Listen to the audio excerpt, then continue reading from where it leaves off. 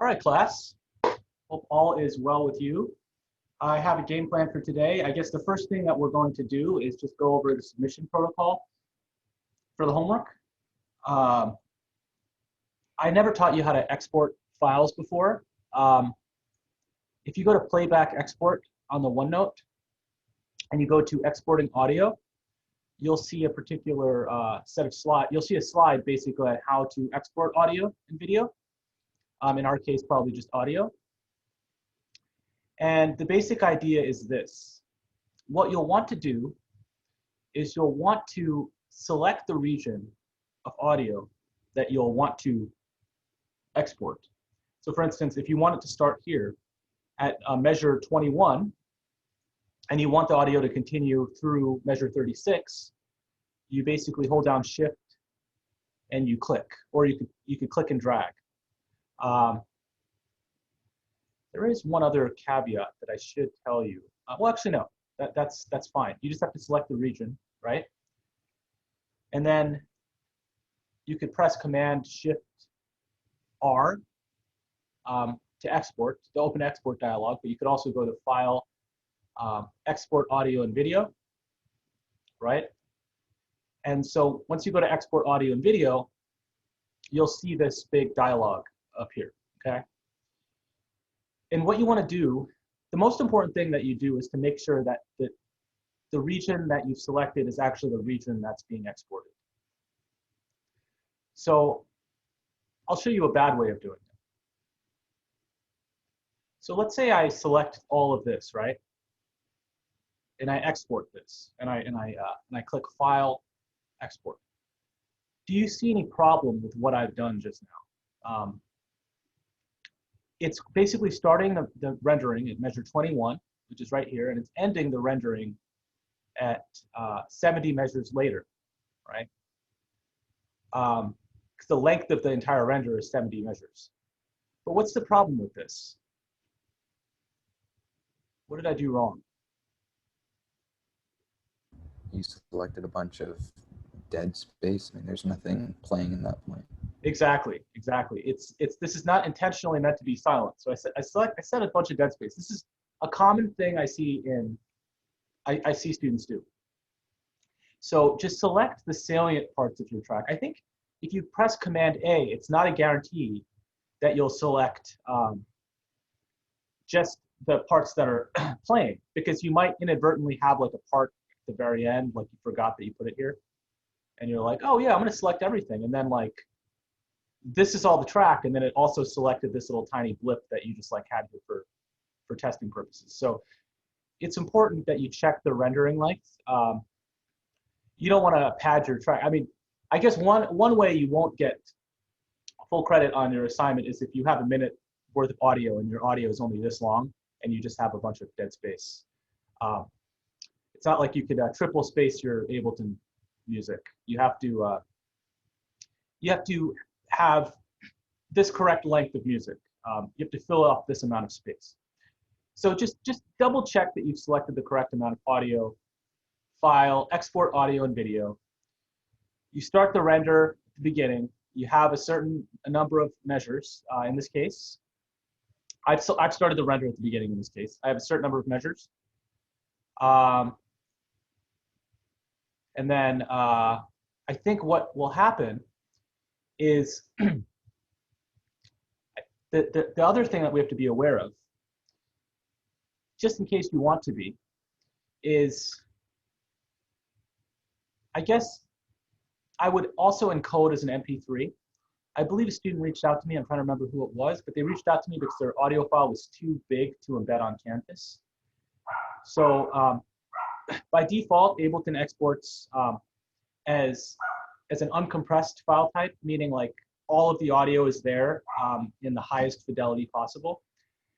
But MP3 is a compressed file format, but in reality, the compression that it does, the data compression that it does is like unnoticeable, I would say, at this particular algorithm. In other words, it's really high quality. You wouldn't be able to tell the difference probably if you use this particular MP3 codec, and the file size would be much, much smaller. So I can show you what that looks like. So By default, I'm also going to encode an MP3, right? And I'm going to click export. And I'm just going to call this, I don't know, Pentatonic Paradise or whatnot.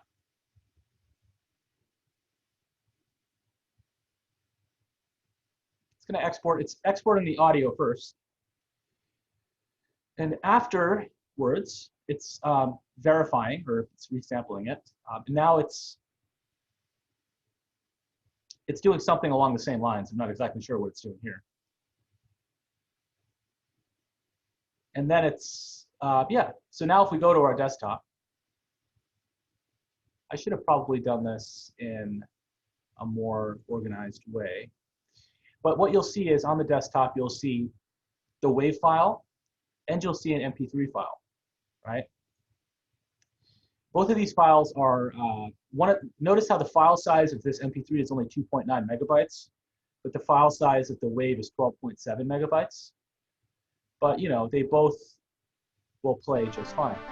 You hear that okay? All right. Let's compare it to this.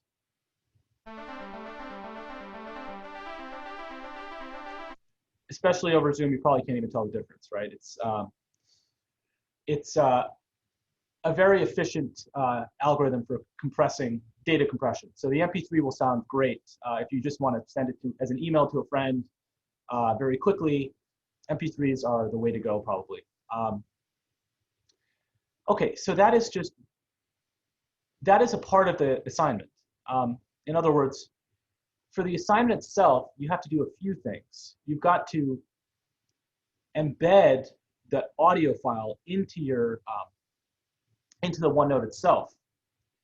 That's one point of your grade.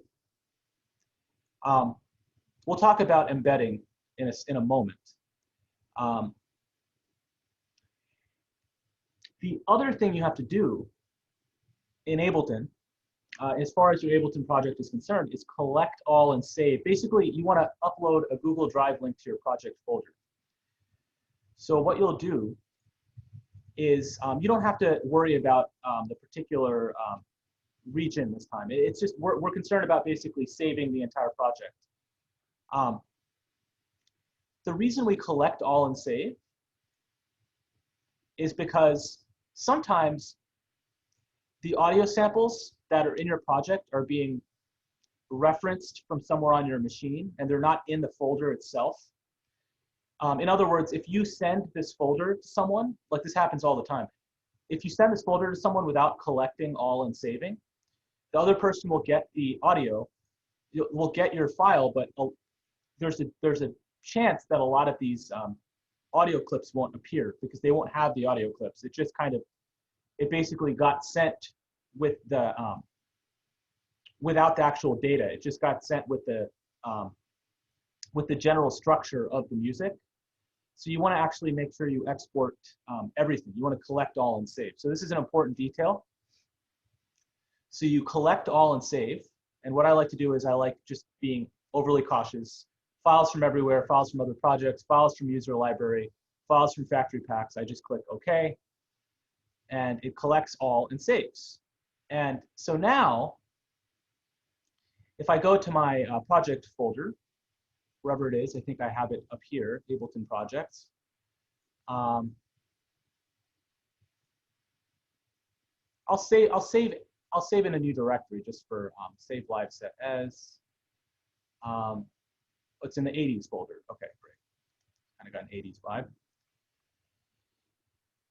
Trying to be organized, but it's not with my own music, but I don't know if I'm successful or not. But anyway, so here's the folder that it got saved into. And what you'll see basically is a samples folder where basically all of the audio files exist. And you'll also see the actual Ableton file itself that when you open it, it exposes this entire Ableton set. And it also has some other housekeeping information for Ableton. So what you want to do ultimately, this folder is the one that's most salient. This is the one that you actually want to upload to Google Drive, okay? So I'm going to actually show you some slides that were generously made by Chad, one of our TAs, Chad McKell. And he has some instructions. Basically, I refactored the OneNote slightly to put the homework in a more top level location, so you can just see it when you open it up. And within it, there's an assignments tab, but there's also basically some information on how to submit homework. Specifically, there's information on how to upload your screenshot to Canvas. So for instance, on the homework itself, there's the expectation to make screenshots for particular concepts, representative of those concepts, right? So in order to upload the screenshots, there's a specific protocol that I'd like you to adhere to, and that is just basically embedding the screenshot. So basically, you upload your screenshot to the Canvas tab, and then you click Update. And if Chad has something to say about this, I believe when you click Insert, Edit Image, and then you click Canvas, or maybe Chad could explain.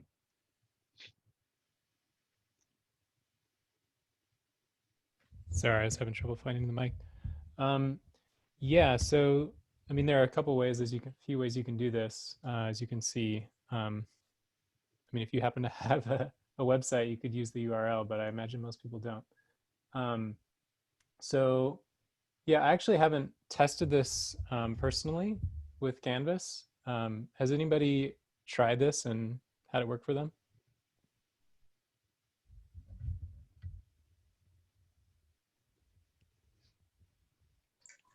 Yeah, I've tried it before. Okay. Yeah, I assumed it would work. I actually used the URL option because I have a website, but yeah, so I mean, you click on this tab and then click upload file, and then there's a button down below that says update.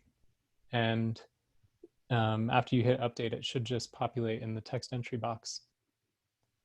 Actually, Nakul, I was going to ask you, in the homework instructions, it says that I think you recommended that they embed the audio, but if they had trouble, they could just upload the file.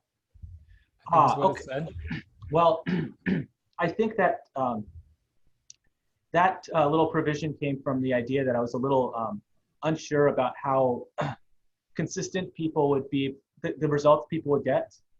So I guess I should rephrase that to say that I highly prefer, and for this assignment, like for the next assignment, it'll be a requirement, but it's like, if for some reason you're having a great deal of trouble, I'll go a little easy on you this time around, but the instructions have, thanks to you and just by doing it more and more, it's become clearer to me that it's not so difficult to consistently achieve. So I guess, long story short, just embed the audio and embed the screenshot. The only thing about embedding the audio is a student did have a situation where the WAV file was too big. So in that situation, I would just embed the MP3 instead. Okay, cool. Thanks. Of course.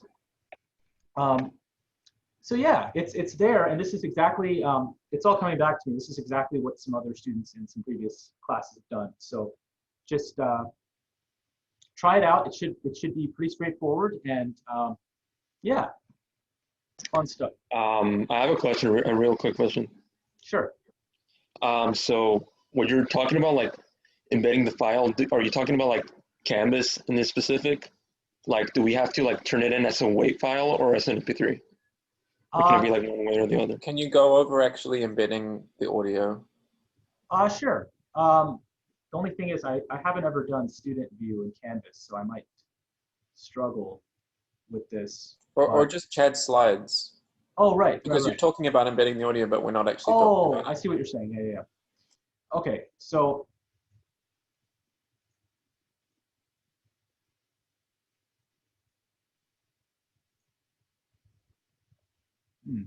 well, okay. I believe for embedding the audio, I believe it's one of these buttons. It might very well be this button right here, if I'm not mistaken. Oh, I think it's the The next one, like where Google Drive is it? Yeah, exactly. It's that one. Oh, great. Okay. It's this one right here. That should embed the audio. So you were able to verify that this worked. So I'll just put this Yeah. over. Okay, Oh, great. so what you're saying is that apart from embedding the file, like on the upload section of the entry on Canvas, we also have to embed our file audio instead of the text where we embed our pictures and everything. Yeah. Well, I would say embed both. Embed the file audio and the pictures in the same field if you can, in the same text entry. Oh, okay. I know that some students in the past have had more success they might have had more success in embedding the audio into the comments box of the submission. Yeah. You could do that also. I found that students had a more straightforward, they were able to more easily embed audio than screenshots, but ultimately everyone was able to figure it out for the most part. So, but this is good information right here. I believe if you do this, this will embed directly into the assignment itself, into the text box itself. And if you do it from the comments, it should embed within the comment of the comment section of when you turn in your assignment. I believe there's a place where you can do it there as well. Either is fine. So yeah, that's an important consideration. So you have to embed the images for your particular, for the homework. So you have to embed the images that pertain to these concepts. And then you have to embed one of these. I guess I'll say WAV, AIFF, or MP3 file. And you can export as MP3 if embedding is difficult. Nakul, in order to embed the audio, do you first have to upload it? I don't think so. That's a good question. That's a really good question, actually. I don't think that's the case for audio. I think for the screenshots, that's the case. I wish I had the answer to that question. Chad, do you know? I think you need to upload it, if I'm correct. Oh, you need to Because I think upload it. the same process, like, I think that's the same process as, like, uploading the audio file, like, in the discussion section. Right. Oh, yeah, right. So yeah, this button basically, but it's not the same upload form as the one Chad showed here, right? It's like a different, it's just using the local one for this. Yeah. Yeah, so you upload it via this, but it's kind of like a more streamlined process, I think. There's less like options, I think, for which, like Flickr, Canvas, or URL. I think it's just, if I remember correctly, it's just like you just choose the audio file and it just embeds. So, yes. As questions arise, if for some reason someone finds that this workflow isn't working for them, please let me know, and I could, for the interest of the students, I could send a follow-up email to the class to kind of debug what's going on. But I believe we should be covered for how to do this. That's my hope, at least. By the way, does anyone know how to get rid of this circle? Yeah, if you go to annotate, view options, annotate, and then clear all images. Annotate. Oh, I see. Okay, great. Oh, cool. All right, awesome. I liked it for it was very useful at the time. Okay, great. Okay, great. I think that basically covers it. So I guess the Google Drive portion. So this is ultimately how the embedding would look if you did it correctly. You have an embedded file, an image, and then you have some description about the concept that you've screenshotted. And it could be whatever length that you want, but kind of a minimum of a couple of sentences. And it's just to give us more context than what you've created. As far as the Google Drive submission is concerned, we talked about exporting and collecting all and saving. When you upload to Google Drive, you basically drag this folder, whatever folder that you've worked on, once you collect all and saved, which Oh yeah, I do have, okay, yeah, I actually do have, okay, anyway.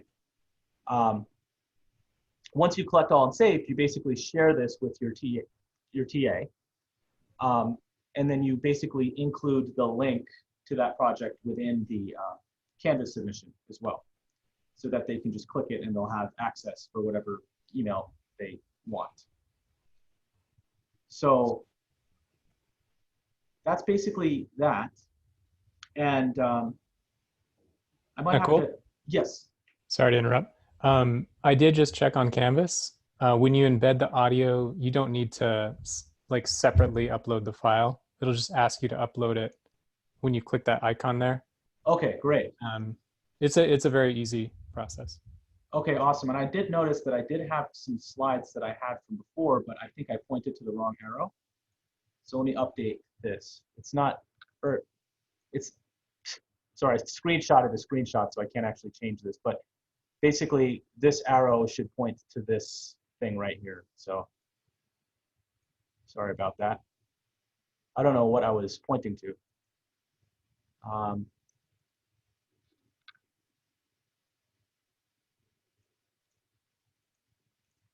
I have a question. So do we embed the images in the discussion as well? You don't have to, no, don't embed the images in the discussion. Just embed your audio and maybe So, like that. Yeah. Okay. And where do we put the images exactly? The embedded images? Oh, you put it basically in the actual text field, in the text box for where you type up your entry. So just like the main assignment location. I'm confused. I'm not sure where that is. Sorry, give me 1 sec. Yeah.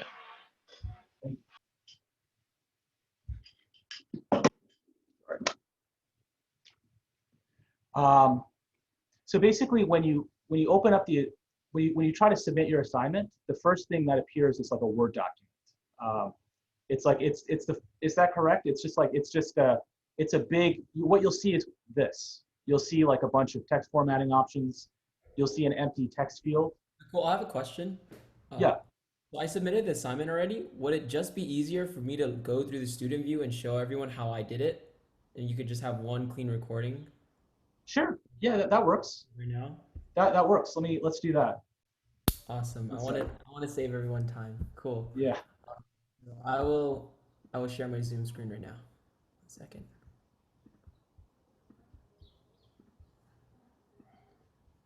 So this is like the assignment, right? So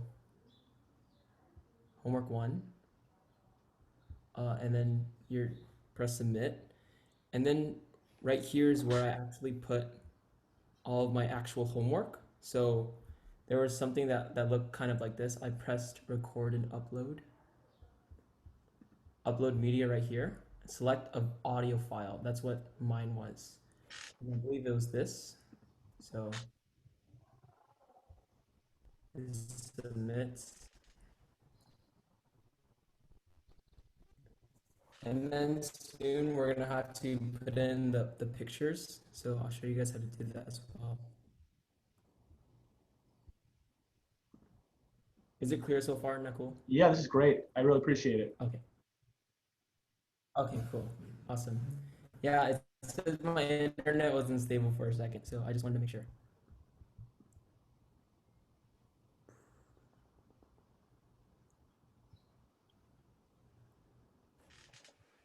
Okay, and then it'll show up like this for everyone as a student. You can just title it homework or something like that.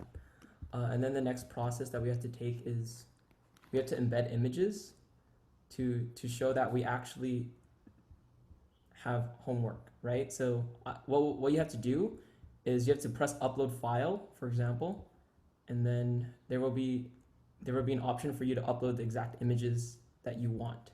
So for example, when I press this one, this is a screenshot. And I'm gonna go right here. I'm gonna press update and it'll come inside here. So what I did was I pressed below and then I explained it. This is a track. What is it? This is the drum track inspired by XYZ. And then you can just copy, like repeat that process for all the images that you have.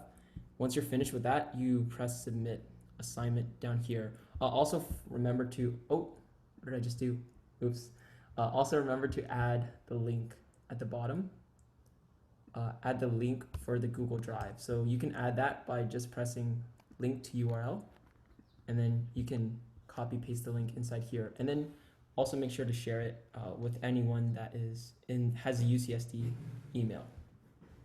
I think that's comprehensive. Is that right, Nicole? That's fantastic. I think I'm just going to edit this out and just have like a 1.5 minute video of what you just said and just put it on the OneNote. That's brilliant. Thank you so much, Dushan. Right. I have a really quick question. Sorry. So we don't have to actually upload our audio file like on the file upload section, like on next to the text entry. We don't. You can just press record and upload media, and there's. So everything can just be like on the text entry side. Everything can be. Everything is in the text entry. Everything. All right. From all the 6 screenshots to the Google Drive link to the embed images. Got it. Yeah. Okay. All right. Thanks. Yeah, it's fantastic. All right. And just to be clear, so the first one is record upload media. The second one is insert image. Yes. And yes. And then the third one is insert URL. And yes. And it's all in the text box. All in the text box. And then discussion is separate, but it's very similar. Yeah. Thanks, Dushan. Yes. Fantastic.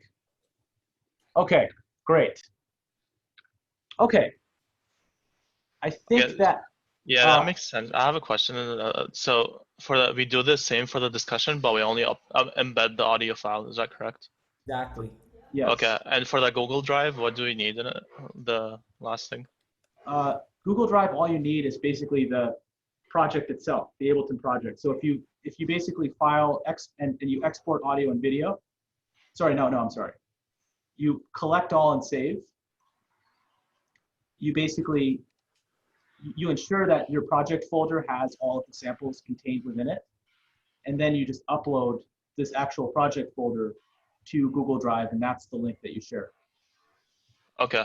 All right. Thank you. Of course. Okay. So is any further questions? I don't know that everyone is familiar with Google Drive. I know that seems like a really simple thing. I'm sorry for asking the same question, but so yeah, like for the Google Drive section, how exactly do we, like once we save all like our project and everything, how do we save our whole project into a folder and then upload it into Google Drive? I can show you that. So basically, when you go to Google Drive, you know, for instance, I'm gonna take this particular project.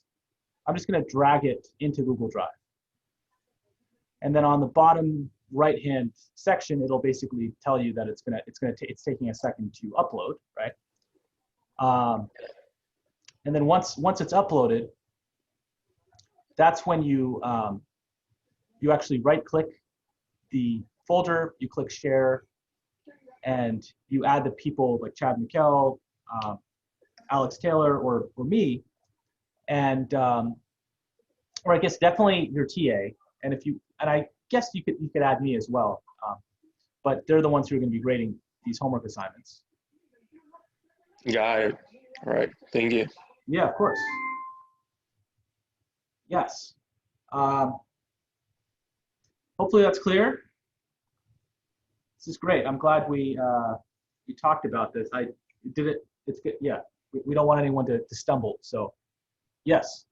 And Nicole, I have another comment.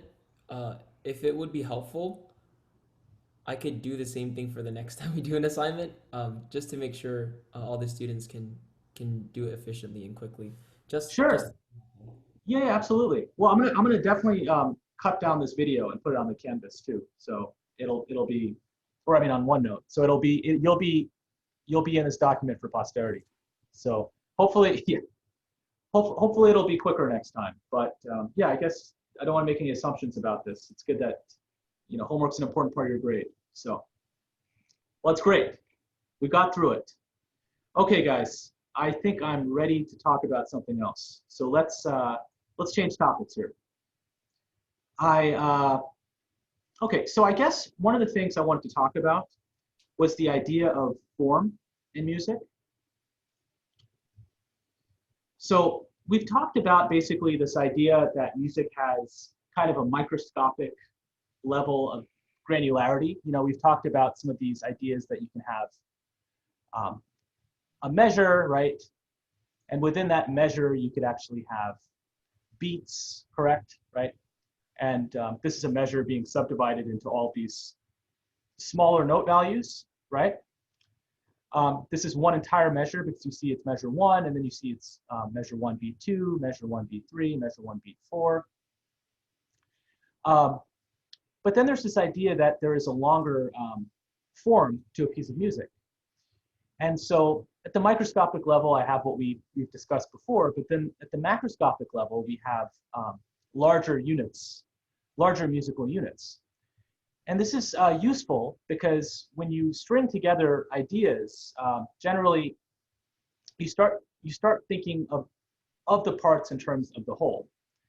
And you can have a lot of creative ideas by thinking in the big picture.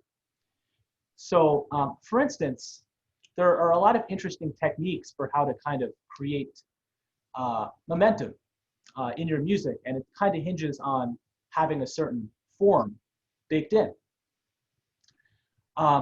So there are many strategies for form, and I should say that it's also very subjective on how people formalize music. There's no real consistent way that people discuss form, but here are some ways that you could think about it. There's this idea called massification. And what massification is it's basically this idea that the density of a piece can increase over time. And electronic music does this a lot. So if you imagine this idea of a drop, right? People talk about a drop in a song. And a drop is basically, it's like a denser moment in the song. Like if you look at this particular, this Ableton track that I have right here, this is a very dense part of the song. And there's also a highly energetic drum beat within that particular section. So if this were a drop, which I think I've listened to this particular track and there's kind of a highly energetic drum section over here. And another aspect of it is that it kind of creates this sense of relief. There's a lot of pent-up anticipation in the music. Like, in other words, like the drop wants to happen. Like there's a huge sigh of relief when the drop happens. Like there's tension, and there's different ways to kind of build up tension. But the drop kind of provides a sense of relief to this anticipation. It delivers on our expectations, right? So I guess I can play you some examples of just this idea of massification. So this is an artist I really like, Ellen Allien. And you could see how she begins her track in a very sparse manner, and how she over time kind of develops the music in a way that it kind of generates momentum and it starts layering. I guess another way you can think about massification is layering. So I'll play you a little bit of this music just so you get an idea for how the music develops over time.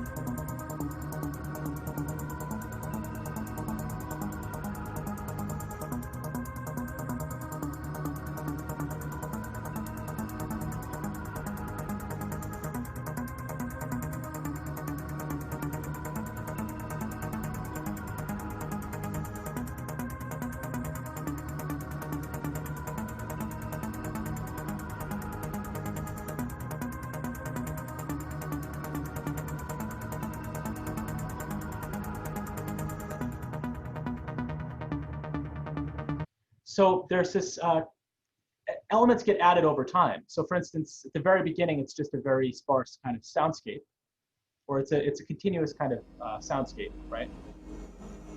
It's just atmospheric kind of sound.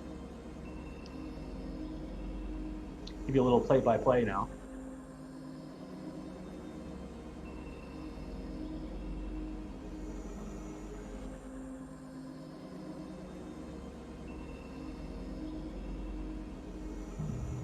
Right? Some bass action starts occurring. It's actually quite filtered. The high frequencies are filtered out right now.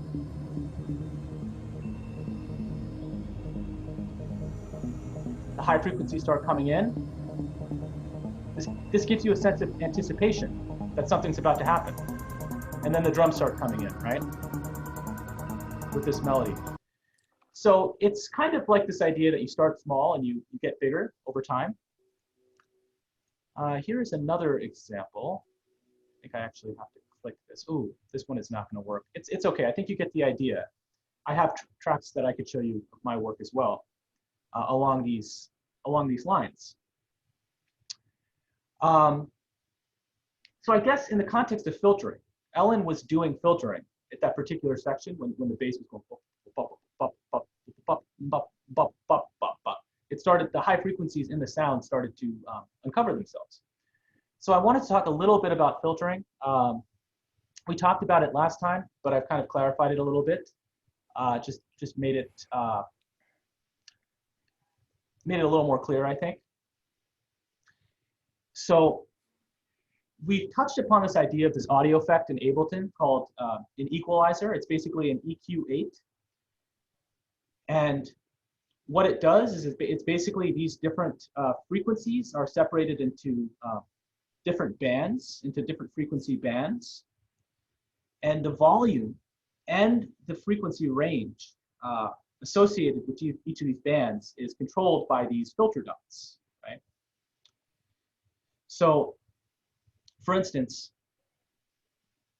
if I want to control any specific one of these filter dots, I just go and I select the associated filter in the bottom panel, and then I have control over the specific filter dot. And specifically, if I adjust this frequency knob, I move the filter dot to the left and to the right.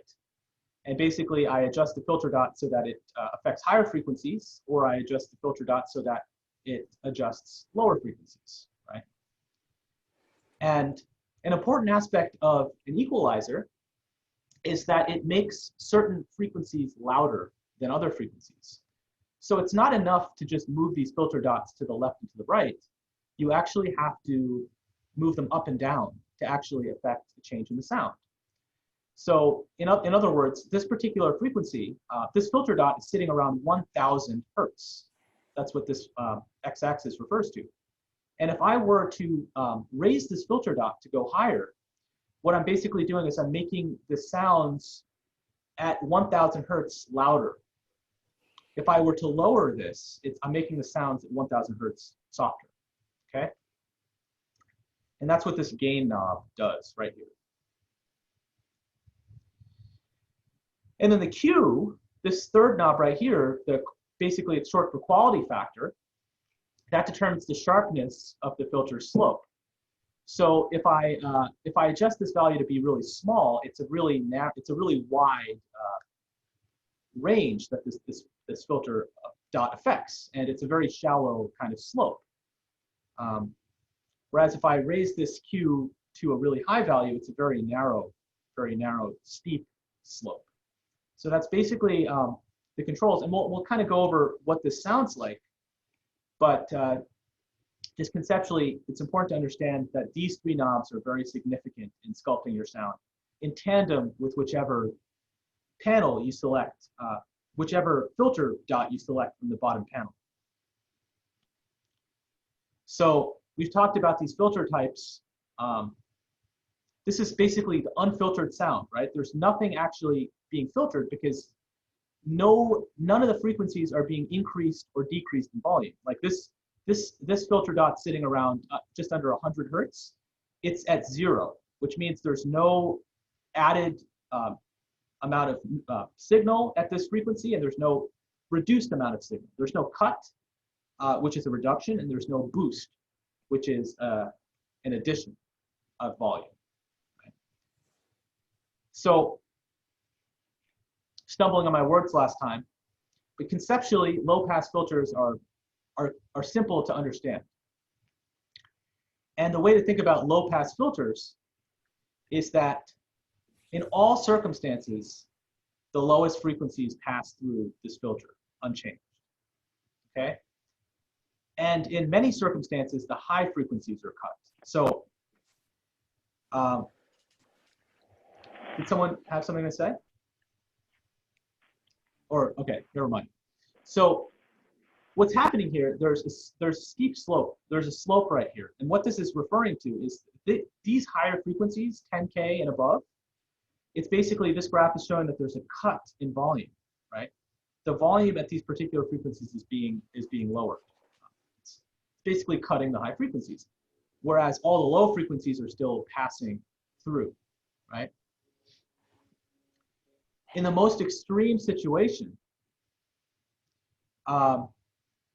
you're still cutting the high frequencies, right? All these high frequencies are cut, but then the lowest frequencies are still passing through, right? This is why it's called a low pass filter, okay? So let's just talk about that a little bit in the context of a song. I'll show you a little bit of something. I guess I can open up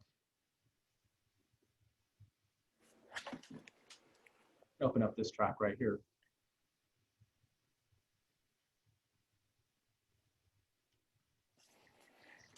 And we can systematically employ, for the sake of the highest amount of impact, we can employ this filter to our advantage.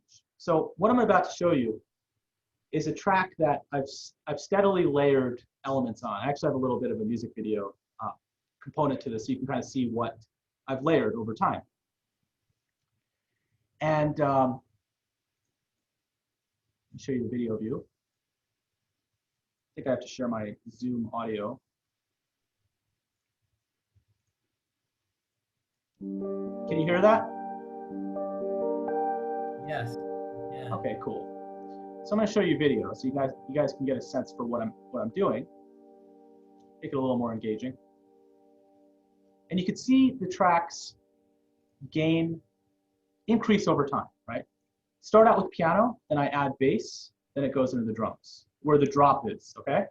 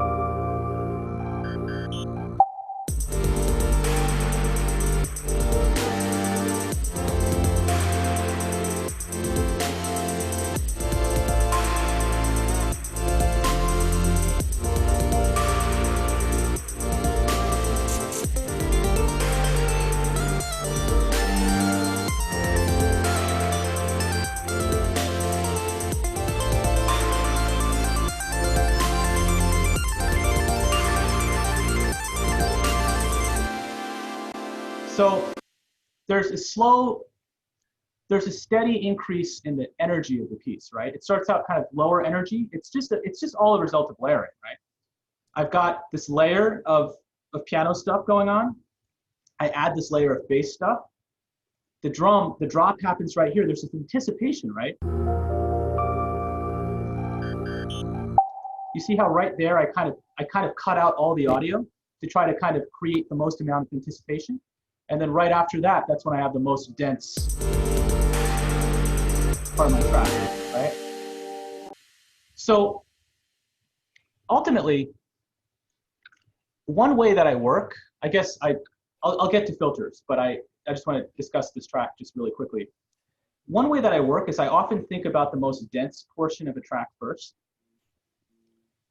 and then I work backwards. So I think about the most dense thing. So I knew that I had this intense, dense thing right here, the drop essentially, and then I kind of remove things. So I remove the bass, and then I remove the drums, and then I start out with just the piano. So I'm left with this a general upward slope of energy just by volume, just by the fact that I'm adding layers and things are getting louder over time. One thing to keep in mind though, is that every time a new section comes in, you could emphasize that with something. Filters are a really cool way to emphasize the new material that's arising at any given moment. So for instance, I'm going to create a second version of this track so I don't mess up what I've already done. This is a good technique if you're kind of experimenting with different changes. You could save the live set as, and I'm going to call this class demo. That way my original track is still around, and I don't have to worry about making changes after class.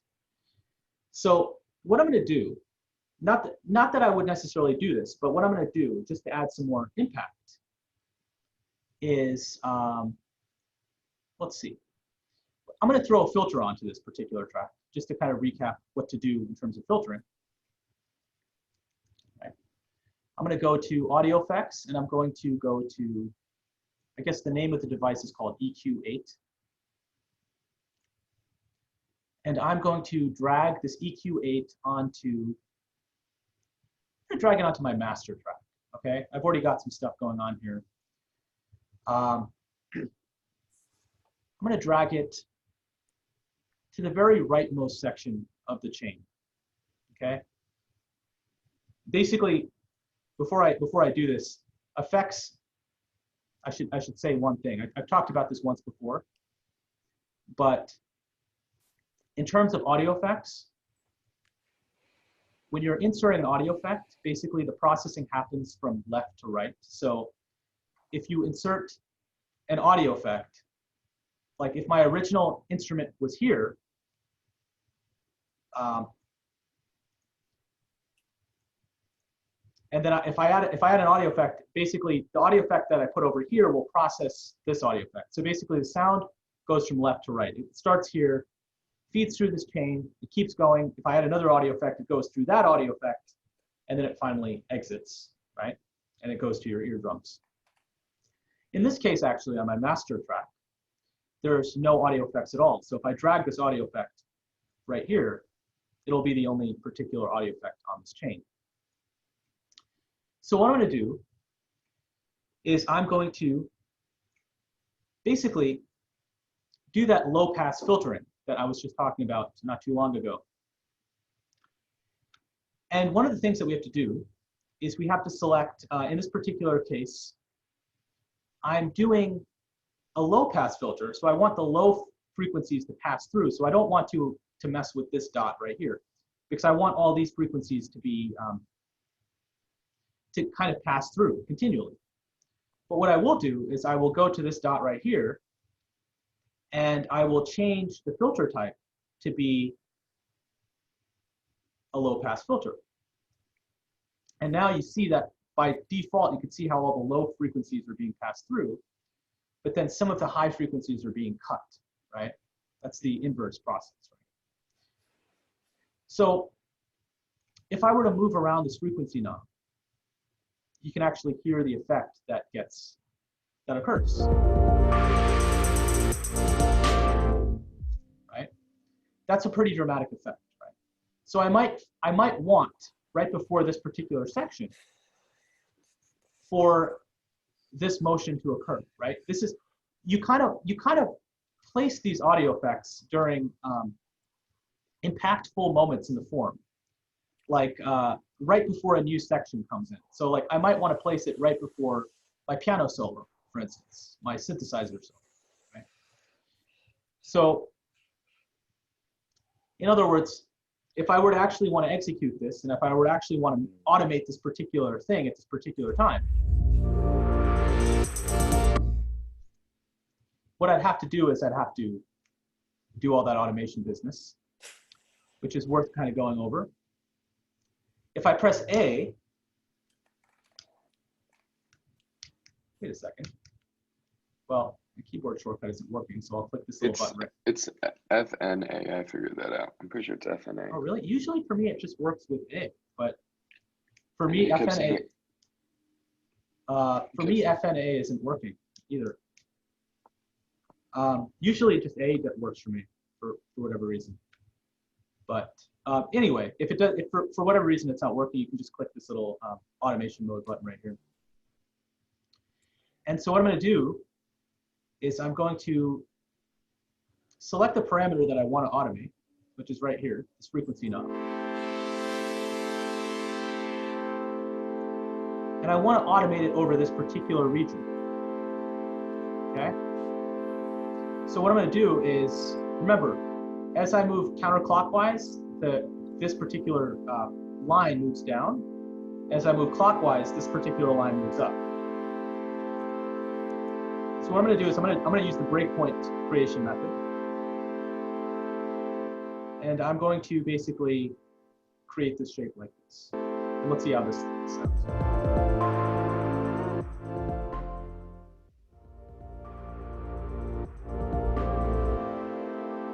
That's approximately correct. It's too slow. So let me actually make this a little faster. I could just drag the breakpoints along. You're automating track volume, I think. Oh, that is absolutely correct. Thank you for letting me know. Let me clear my envelope. Thank you. So you have to, this isn't behaving exactly how it normally behaves. There's a little bit of a, okay, so in this particular case, normally when I click this particular parameter, it appears, this is a good way to check that you're on the right track. Normally, when you click this particular parameter, you actually see the automation. You actually see this particular parameter that you're trying to automate reflect on the track itself. But in this particular situation, it didn't work. So because my Ableton is, there's a bug in Ableton, I presume right now. So if I right click this particular parameter and I click show automation, I know that it's actually selecting the correct parameter now. Right now, there's something weird happening where if I select a particular parameter, it's not actually reflecting right here. But if I want to, I could just right-click and click Show Automation. And so this is a good parity check. Just make sure that you're actually on the right track by doing that. By the way, I'm noticing a lot of videos are off. I request some videos get turned on. I'm just looking at a bunch of blank screens. It's throwing me off right now. So, okay.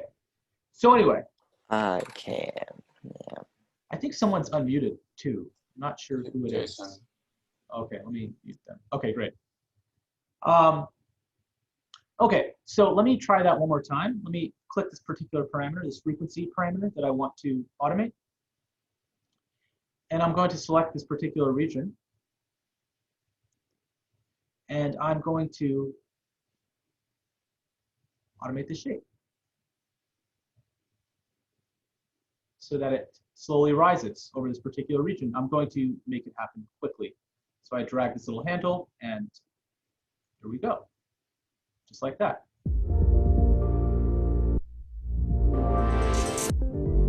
Right? So you can see how strategically, the reason I brought up form is I had this, I guess, a big picture for the lecture in general to talk about, basically to talk about this idea of layering and how, like, when you actually do introduce a new section, like right here, I've layered sections, right, to occur over time.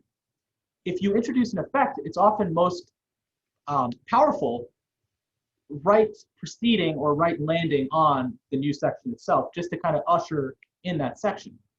So it kind of, it's very pleasing, at least to my ears, to kind of play with sound in this particular manner. There are a lot of different sounds you could use during these particular pivotal moments in your track. I actually, under orchestration, I actually have some cool sound effects that I've linked to you on the Google Drive. There are these things called sweeps and risers, which they're sounds that basically incorporate filter sweeps into the sound design themselves. So for instance, you can download them off the Google Drive, off the OneNote. But for instance, I'll show you what a riser sounds like.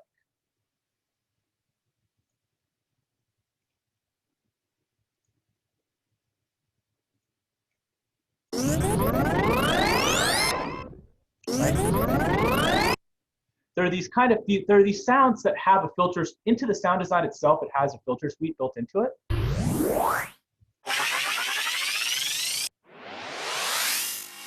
Right?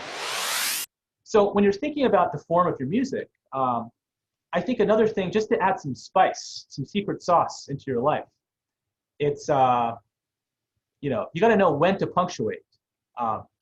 It's a very important aspect of music. It's not just putting these kind of effects anywhere you want. It's strategically placing them during important moments in your music. And this is why I brought up form, because if you introduce a new idea, it's a great opportunity to usher that idea in with some sort of filter sweep or some sort of sweep or riser, right? Which you can download. So for instance, let me just try to see what happens if I take this particular audio sample and I introduce it right here.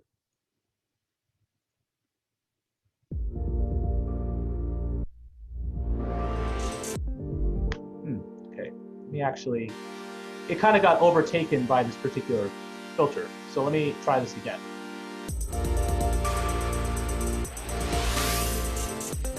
Right? Did you hear that? Let me play it in isolation. Right?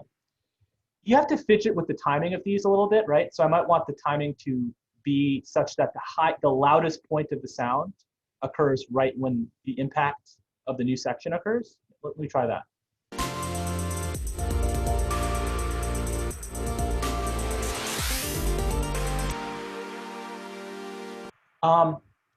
I'd have to finesse this a little bit more to make this exactly how I'd want it to be. But the moral of the story is there are certain sounds that work really well during certain points in your song. And another thing that you could use is a reverse cymbal. So a cymbal sound, just by its own accord, sounds like this. Right? So I'm going to drag the cymbal right here. So we talked about this idea how this idea of massification involves growing in volume over time, right? Well, look at the shape of the cymbal sound. By default, it looks like the volume's decreasing over time, right? If you take this audio sample, right, and you click reverse, right? I'm actually looking at the clip view of this particular audio sample, right? Whoops. Sorry, give me 1 sec. Oh, get out of here. My Ableton crash? No, it didn't. Give me 1 second.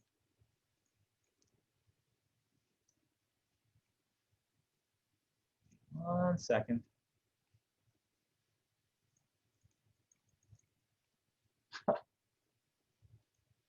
Okay.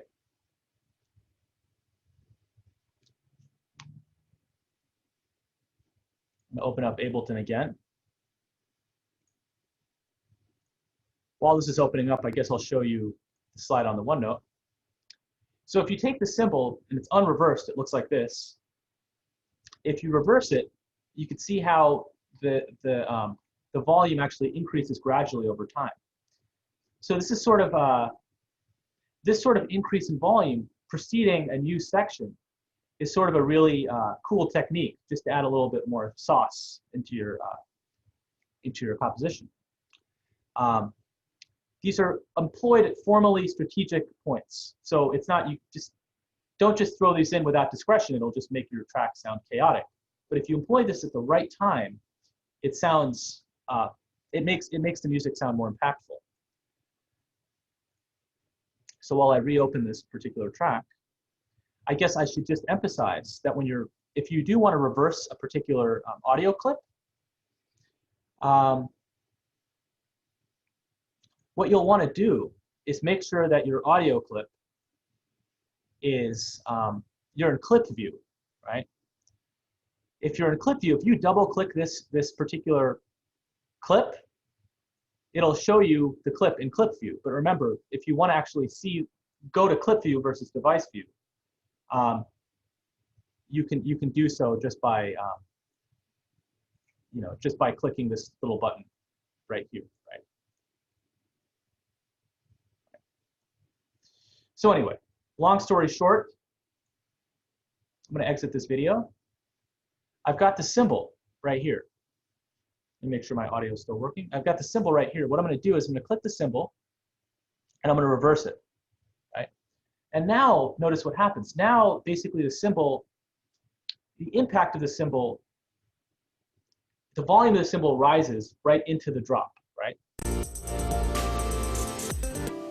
see what's going on. Let me hear how this sounds. Right. Everyone's heard the sound, right? There's anticipation built into the sound. Right. So I might have to make this symbol a little bit louder. So we're going to look in, we've talked about this, but it never hurts to go over this stuff again. When we're in clip view itself, we have a variety of parameters at our disposal for an audio clip. What I did earlier is I clicked this reverse button, and it reversed the audio file.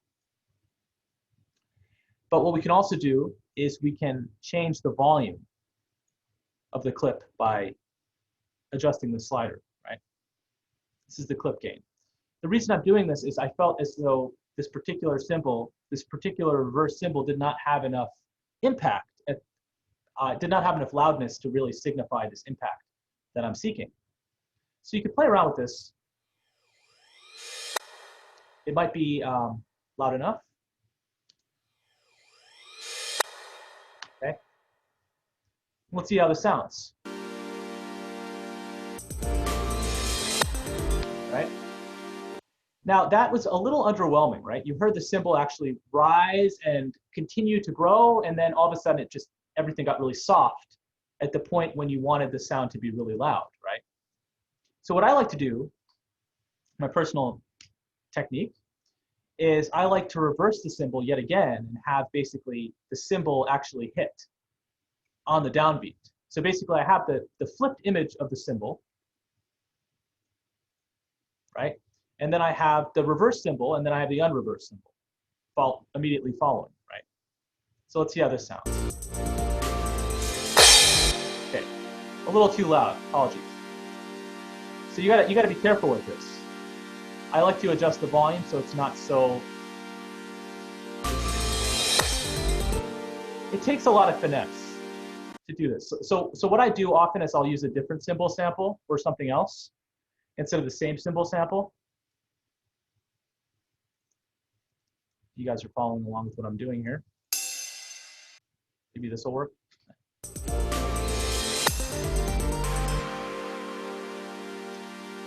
It's 90% of what I want. I don't like this particular weird sound that's in the reverse symbol at the very end, so I might choose a different symbol sound.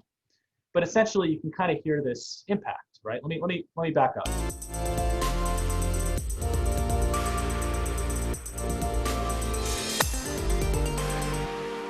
There's something wrong with this, right? You can tell like it's not perfect. Something's got to be fixed, and I have ideas, but I won't slug you through it. But essentially, the idea is there's a new section that occurs right here. You can clearly see that because I have a new audio clip, right? I have a new MIDI clip right here, and I'm basically anticipating this MIDI clip with this sort of effect at this particular time. An important thing to notice about this track, which I've talked about in another track, I guess I can show you in the context of another track. I have it more easily laid out in this other track, is that I'm not I've done all the work at the very beginning. I have all the dense moments. I created the densest part of the song at the very outset. So I can show you in this particular track what that kind of looks like. This is the densest part of the track. Let's see.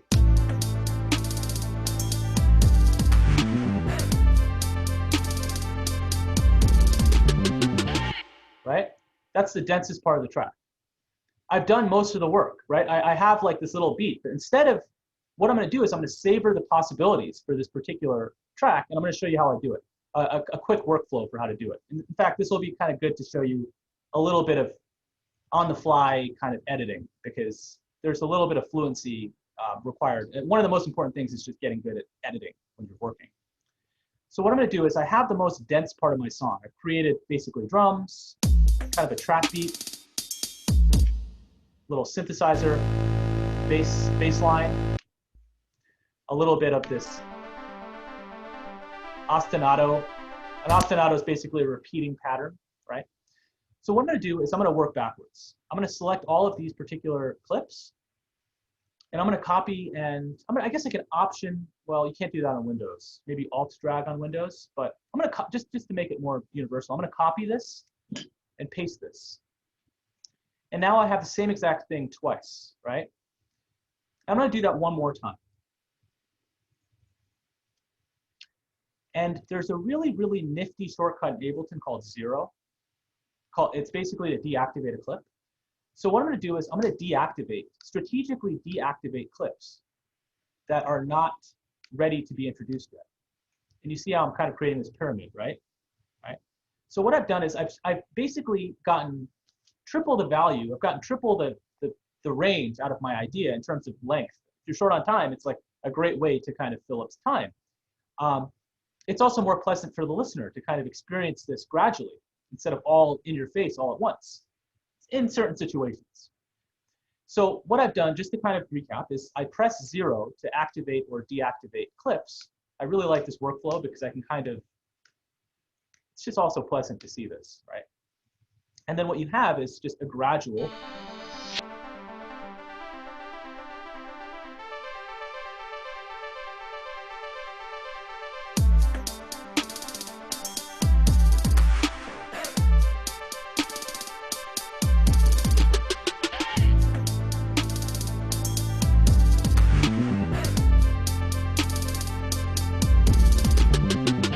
right?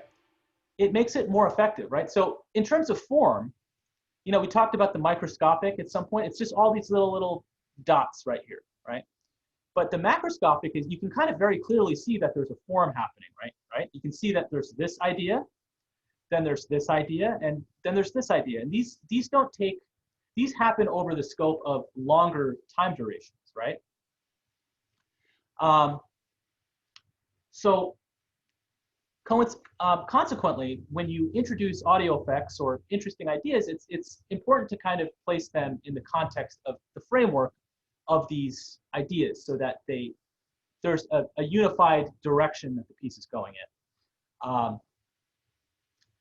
So I have a lot more, you know, I think that, I don't know if it's worth going over all the nuances of, I mean, over time, we're gonna talk more about filtering. I went into obsessive detail showing you how all these filters work because I was dissatisfied with my explanation. So I have a lot of information here. I don't think it's worth for me to necessarily go over this all again.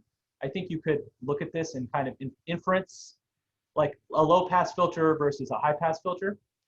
But I might want to take my words back because I haven't talked about these other filters. Professor, I have a question. Sure.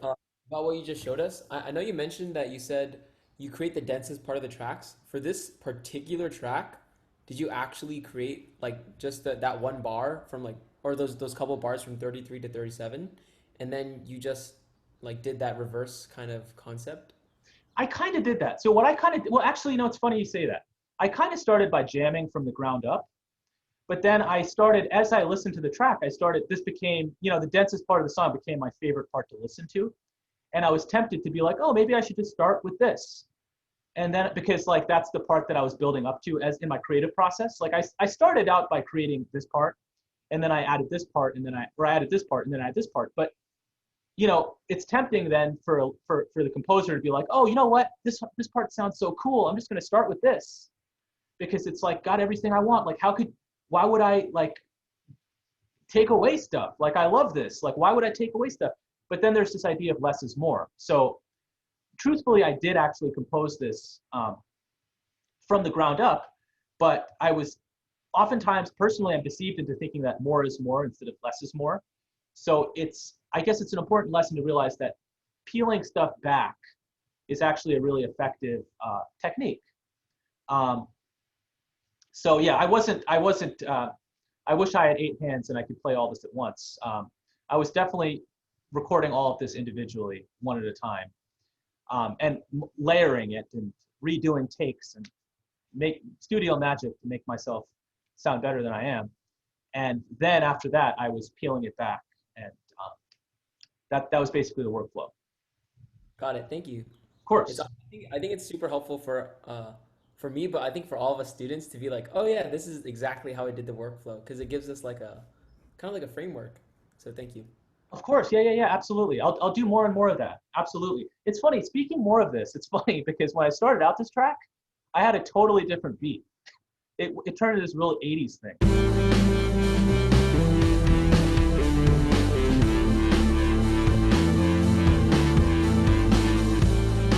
This kind of Dragon Ball Z 80s thing, which I was feeling, and I might reconcile the two, but then I was like, you know what? I kind of, I got caught in the trap, as we often do. And so I'm trying to still figure out which direction to go in. I think it might be really cool to have some sort of rip-in guitar solo. This is sort of a rock beat right here. So it might be cool to have this at the very end. I've been watching a lot of Dragon Ball Z lately, so it's like I think I subconsciously was inspired by this kind of rock and roll kind of music. But anyway, gotta make it as epic as possible. And but yeah, boy, I had a lot more stuff to talk about today, but I did not anticipate going over the homework for that long. So it's good though. I'm glad, and Kushan, I'm really grateful that we got that squared away. We'll put that on the OneNote. There's a ton of other stuff I want to talk about today. But we still have 5 minutes. The night is still young. I guess the flow of this is following. I don't think it's necessarily worth going into audio clips in too much detail right now, but it might be worth going into a little bit, because I do want to eventually talk about the drum rack. So I think this is a good thing to talk about. Just the process of dragging a sample into a project. So for instance, if I drag a boring cymbal, to me, I find that offensive. I personally, I don't think that's a boring cymbal. I use it all the time. So I'm going to drag this boring cymbal right here. And notice how when I drag this cymbal into the track, you don't see anything here. So all those exciting parameters that I was able to adjust at some point, I wasn't able to actually see. That's because I'm in device view right now. And an interesting thing about an audio clip is that there's the concept of a device for an audio clip doesn't really make sense by itself, because there's nothing, it's just, we're literally, like when we're talking about acoustics, we're literally playing these samples.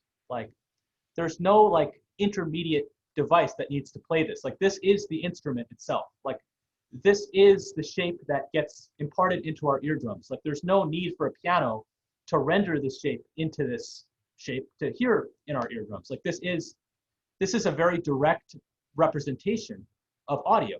So the idea of device view doesn't really make sense for an audio clip, because it's both the sheet music and the instrument. Like it is both things wrapped into one in this audio file, right? So clip view makes a lot of sense, because we can actually do things like reverse the audio. Like we talked about that, we reverse the audio. You could transpose the audio, right? A really, really useful thing to do, which I've added a little section on the OneNote, is basically splicing audio clips. you could splice audio into smaller clips by typing the command E.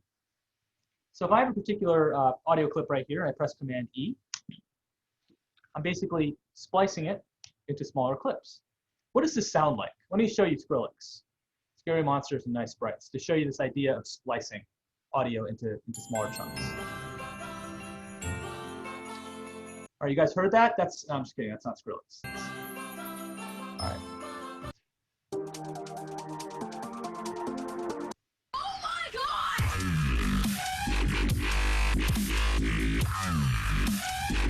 Actually, wait, sorry.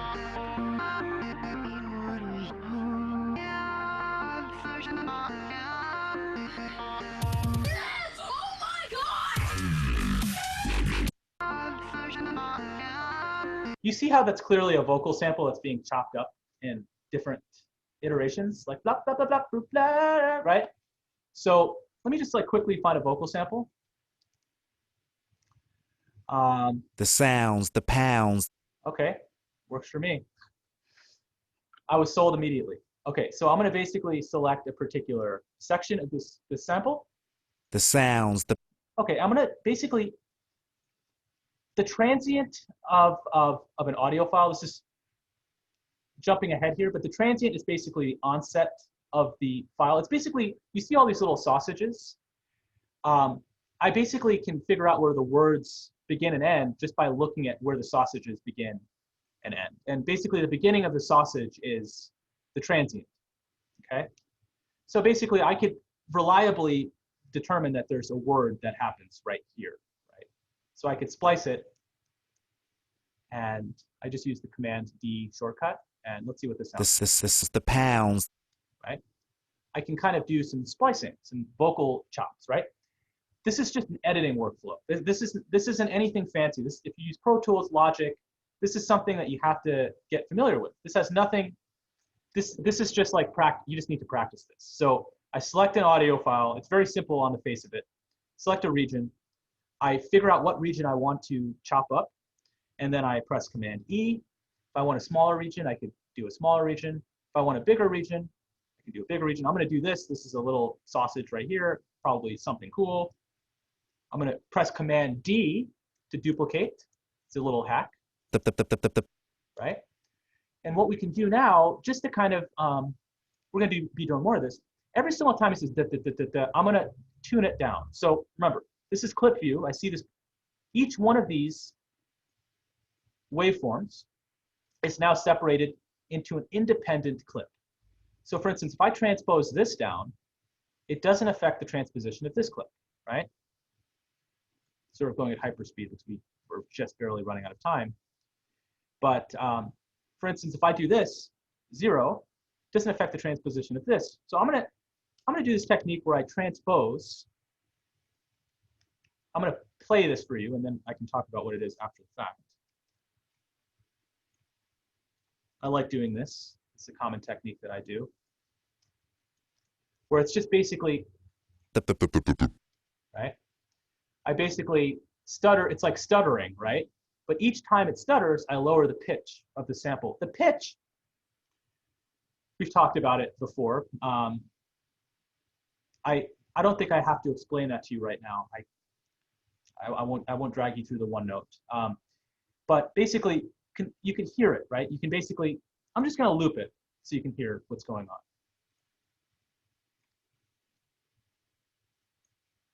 This is the right? You can hear the pitch getting lower, pitch get higher. Transpose, this transpose button determines how much you move the pitch up or down, right? If you move it clockwise, you're moving the pitch up. Move it counterclockwise, you're moving the pitch down. Anyway, it's kind of good that we stopped here because this other idea of simpler and is quite a complex topic. Hopefully this was fun for you guys today. Sorry that I mean, I guess it's necessary we have to talk about homework, but we'll just keep talking about this stuff. And I guess it's a Thursday. I'm totally lost track of time. It's Thursday. So have a great weekend. And I'll stick around if you have any questions. And yeah. Professor? Yeah. So like when you're working on a track, how often do you use quantization? Quantization, we haven't talked about that yet, but that's probably, we're going to talk about that on Tuesday. That's probably the Oh, it's perfect. just because because like when you're working with a keyboard, like it can get really off from the track just because of delay. And I feel like is it cheating to use it, or would you just prefer just like going in manually into the mini clip and just adjusting? Okay, so quantization, there are a lot of strengths, there are a lot of weaknesses. I used to be of the philosophy, by the way, if you don't know what quantization is, basically quantization, there are slides on it. What it is, just for those who are still hanging around here, what it is basically, you're basically fixing the timing of sloppy timing. So for instance, let's say you wanted this beat to occur right here. You're basically fixing the timing so that it actually occurs right here, okay? I use it all the time. It's like one of the studio magic techniques I use. But I also trick myself into thinking that it sounds better, when in reality, I'm becoming a robot when I use it too much. So there are ways to employ it, and I do use it for certain things, but sometimes I like a little bit of off timing in my music, just to kind of give it a little bit more of a, Questlove from the Roots calls it the drunk groove, the drunk feel, I guess, like, you know, just a little bit of offness in your timing. And there are ways in Ableton to make it even more off or less off in a very controlled manner, if that makes, it's kind of a contradiction, but there are ways using grooves. But quantization, I think, is a really cool tool to fix timing. I do use it a lot. But for this particular track, I used it on the trap drums. I actually programmed these without typing them in. I typed these in so they were already quantized. I didn't quantize my keyboard playing this time because I actually just played it live and I just did it 100 times until it was correct. Because I actually wanted a little bit of human feel to it. But I would say there's nothing wrong with it. Just be aware of using it too much because you might actually become a robot and lose your humanity. All right, thanks. Yeah. Thank you, Professor and Chad and Alex. Peace out. Peace out, yeah. But if you do become a robot, let me know because that sounds awesome. But yes, we'll talk about quantization next class. But just for those who are curious, you just Command Shift U is your friend, and you can quantize. And it's on the OneNote as well. Professor, I have a question. So for some reason, the audio effect is not doing anything on my Ableton, and basically, I have it in a separate, what do you call it? Like I have it in a separate container. It's not on top of the track. It's not on top of the audio file, like you did, basically. Because sometimes you can add it on top of the audio file. Is that correct? Yeah. So you have an yeah, or you can have it separate where it just like does it for all the audio files and on that specific time frame. So let me get a better understanding for what circumstance you're in. Did you start out with an audio file like this? Yeah, so basically I actually picked a sample, like a WAV file from Ableton. Mm-hmm. And I have an EQ8 with yeah, like you have basically on the bottom, like in a separate container, like on the bottom I have an EQ8. Okay, let me recreate that. So you have an EQ8 on the master. Okay. Oh, do you have it to add it? Do you have to add it to a master? Yeah, No. I do. I have. Okay, I do have it. You don't have to. If you put on the master, it affects everything instead of just one track. So. Oh, okay. I think the master is not working for me, but I think if I put it on the track or on the audio file, it works. On the audio container, it works. Oh, it does? Okay. Yeah. I don't know why. Interesting. It might. That's peculiar. I wonder. Well, maybe if you stick around, I could answer some easier to answer questions first, and then yeah, for sure. We could screen share or something. Cool. Let's see. There's some folks here still. I had a quick question. Sure. Are we gonna go over how to use grooves? Yes, we are going to go over grooves. That is one of the things that we're going to go over. It's probably going to be to be honest, it's probably going to be closer to the later end of the quarter. Yeah, grooves are great. You probably picked up on the notion that yeah, they're the way to introduce humanness back into your tracks. There are some cool ways to use them. There are also some confusing aspects to them. But yeah, ultimately the groove, in case you've never used them, the groove pools are right here. And then you could, it's a really cool topic. So we'll definitely talk about it. All right, cool. Looking forward to that. Thank you. Yeah, likewise, no problem. Professor, quick question. Sure. I had a question about the bass line that you have right there. Could you solo it? Could you play it again? Sure, absolutely. Yeah. And then could you talk about like what you went through like composing that? Okay, yeah, absolutely. There's a lot I can say about that.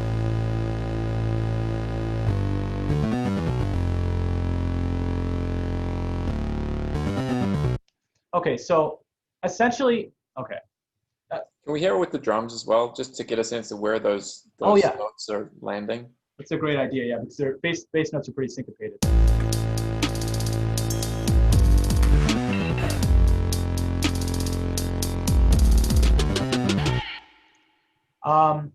Okay, so one thing you probably picked up on is that there's a sense of busyness towards each half of the, I guess, 2 times in this particular sample, which anticipate the halfway point and the beginning point of this entire sample. So I did that just to kind of contrast the sparseness and denseness of notes. Another thing that's okay, I guess I'm using 4 chords. I guess I can play the, let me see if I can get a keyboard instrument here so that I can It's like your classic Passacaglia bass line, like pinto bass. Dun, dun, dun, dun. Right. I have to get more up to speed to that on that reference. That's interesting. Yeah. So I mean, I guess, geez, I don't. Let me get a keyboard instrument really quickly on this joint. You got that great polyrhythm at the end with the bass against the drums. The bass doing 16ths or 32nds against the triplets. You know what? That was directly because of our conversation, Alex. Because I was like trying to recreate how to do that. I guess I can show you how you can. There's actually a really simple way of stretching notes. You basically select the MIDI notes like this, and then you could. So I did this, and I was literally thinking of our conversation, Alex, when I did that, and then I stretched it out, and I got because I hear this in certain certain rap of the South, especially like Nelly and other artists. They do this technique, and I was like, I've never done it myself, so I was like, So basically, I pitched down each of these samples over time.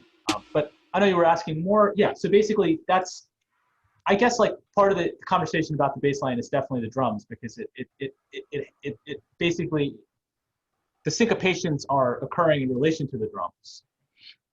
I definitely wrote the drums before I wrote the bass line. And then let me get a keyboard instrument on this really quickly. Just a simple piano, so I can kind of show you the chords that these are sort of suggesting. Okay, sorry, it's not the cleanest sound. I'm gonna have to leave, Professor, but maybe next time I'll figure it out. Oh, okay, for sure. Yeah. I was all right. All right. Thank you. No problem. Take care. I have a question on the homework. Sure. When I go to automation mode, I don't have like the red lines that I can change. Okay. Are you clicking this button and you're still experiencing that? Yeah. Let me check. Because I am. Too. Yeah. That's weird. Yeah, something is glitching out on my end. Like I hate to. This is like not the most that satisfying. happened to me too. I don't have like the lines when I click that. This isn't the most satisfying advice that you're going to hear, but like at this point in time, I'd probably restart Ableton, because normally, like when I press A, automation appears, and right now, I guess we're in sync right now in the fact that our Abletons are broken, because strangely enough, I'm not seeing that either. Oh wait. Oh, okay. Here's what you want to do. it's not the best situation, but if you right-click a particular parameter, you could click Show Automation. Does that work? Where's show automation? If you right-click a specific knob that you want to automate, change over time, and you click Show Automation.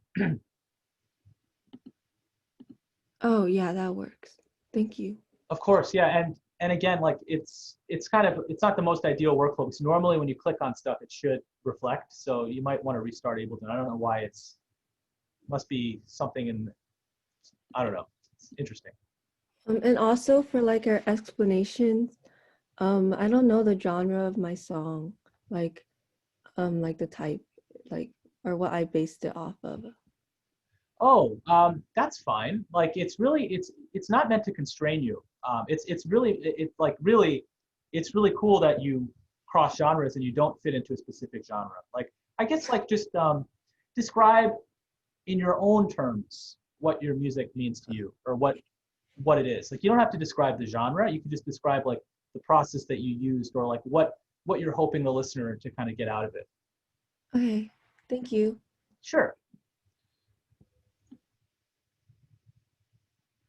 I think Sam and Zefan. Sam. I just wanted to hear your explanation of the bass line. Oh, okay. Explanation. Yeah. Of the bass line. Okay, cool. Oh, were you the one that had to leave, or you're the one who?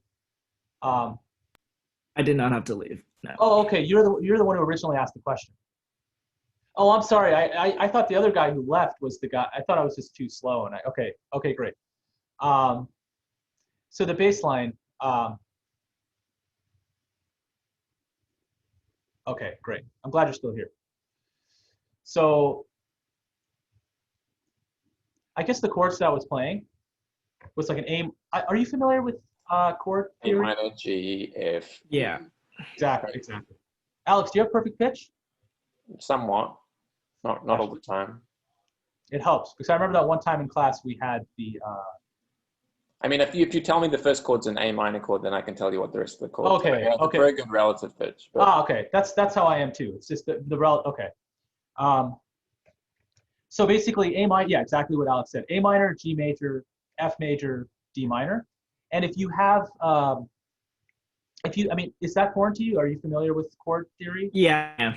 Okay, cool. So then basically what I did was, in terms of the specific notes I emphasized, I guess note by note, I emphasized the A for this part. I syncopated the G. I basically played the root note on the down. I play the root notes of the chords in the bass line during the most emphatic moments. So for instance, right here, I'm playing A, I'm playing G, and then over there, I'm basically, oh, can you hear that? Maybe you can't hear that. Oh, okay, never mind.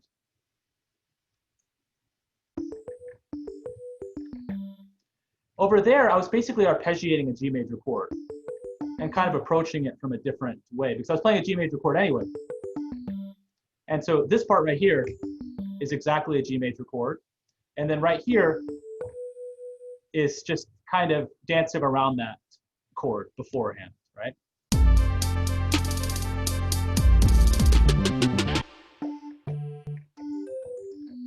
And then so D right there, I've kind of got like a jazzy voicing going on.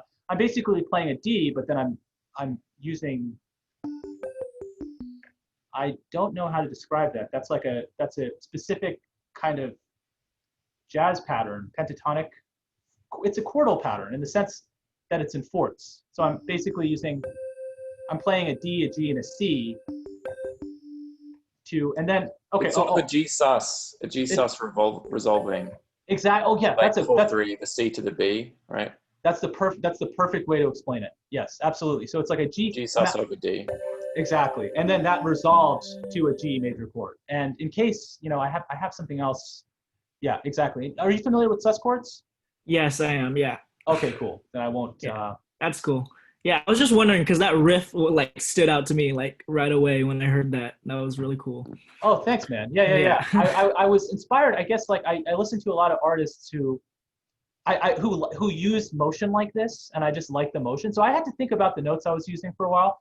Like I had to, and since I was playing this live and I wasn't given the opportunity to quantize, or I guess I could have quantized, but I wasn't given the opportunity to edit my notes after the fact. I had to think about the specific notes beforehand, and it was a fun process. It's just yeah, a lot of bassists I like they do certain things like this. I know like Jacob Collier, you probably know Jacob Collier.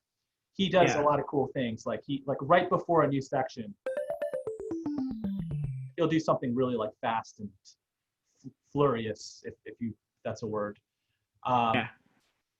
Yeah. So anyway, that was basically the thought process, and I syncopated it just so it occurred slightly beforehand. Got you. Good way to show off. Yeah, it's a good way to show off, right? Another thing I did in terms of my bass sound design is I recorded it using two sounds. So this right here is the same. I'm using an analog synth to play this. So this is it without the filter, like without the higher frequencies, and this is it with the higher frequencies. So I'm kind of imagining like over time introducing some of the high frequencies of this track, or like something like this, or maybe something like this.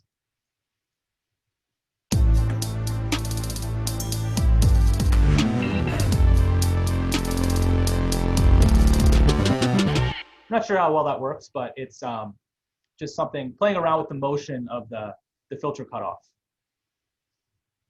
Yeah, that's awesome. Could you go over the stretching thing you did with the drum thing at the end of that phrase? Oh yeah, absolutely. I need to add a slide on this because this is really cool. Like this is gonna like open up a lot of creative possibilities for me.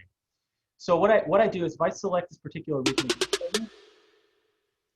I could basically some handles appear right here, these MIDI stretch markers, and then I could just drag these MIDI stretch markers earlier or later, which basically gets the effect. I kind of just stopped when I got the sound I was looking for.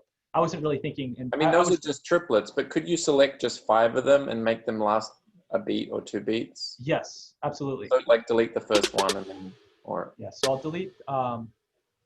Well, I'll select these 5, and then I basically can do this, and then I can make this last for like that much. Yeah. So now it's like a quintuplet. So yeah. No, it's not. It's on the. It's just. Oh right. Just 30 seconds. Oh, okay. Let me move it even.